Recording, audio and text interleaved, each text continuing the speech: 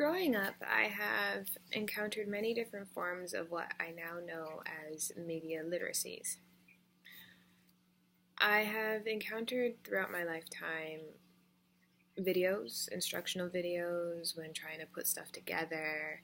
I have come across documentaries, which I love to watch. I always watch documentaries either through Netflix, which is a new media platform that has come out recently, VHS, which was around when I was young. I've encountered these documentaries and instructional videos in the classroom, science classes in both elementary and middle school. One of the biggest ones was Bill Nye the Science Guy, which became a favorite of mine growing up when it came to science, which is a subject that I'm not very good at. I've come to terms with it, but with not being good at science, but Bill Nye the Science Guy helped a lot growing up. Another type of instructional video or documentary that I've come across was ones on the History Channel, the History Network.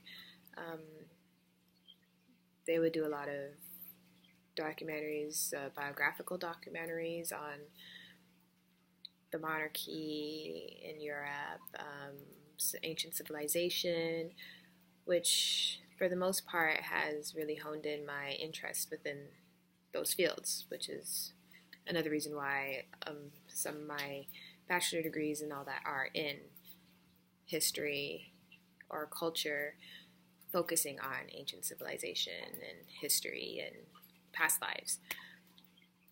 Video conferences I've come across mainly in my university career with online courses.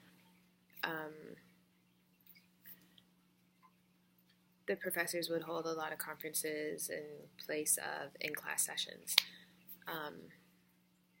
All of these forms, though, unfortunately, nowadays require one to have a computer to use them. This brings me to another platform, a computer. When they were introduced, you would have to learn how to use them. I've learned how to use a computer through trial and error, as well as in the classroom. Through instruction by way of a teacher in a computer lab. I've also learned how to navigate them in order to do research for assignments. Again, through instruction from a teacher, verbal instruction, as well as there's picture instructions, which I also learned is another form of media literacy. Picture instructions can help you assemble things, as well as also help you learn how to navigate things. Also, recently, another form of media literacy that I've come across, or learned is a form of media literacy, I should say, is books. Books have now gone from being tangible to online. I'm still a lover of the old format. I like the feel of a book in my hand, but also online books is also very helpful because you can either read on a computer screen or on a phone. As well as with videos, you can also watch on a computer screen or on a phone. But in university, a lot of this stuff is online. Your articles are online, your textbook can also be online now. A lot of your quizzes and tests are also online, which is another thing that I have participated in as well, because due to me being a disabled student at school, there's a lot of times where I cannot come to class due to illness. So quizzes on a computer is very helpful. Instruction on a computer is also very helpful. I have also discovered that with computers, though, you have a lot of assignments which help if you type, right? Require you to type on a computer, right? And because of this, because there's a lot of media on the computer as well as typing, I find that writing in its form on a computer, which is another form of media literacy, it entails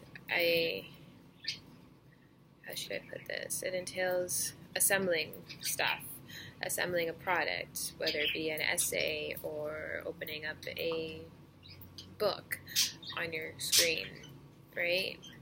But nonetheless, assembling a product, it may contain a written text as well as it can also contain a very sophisticated, complex type of layout, right?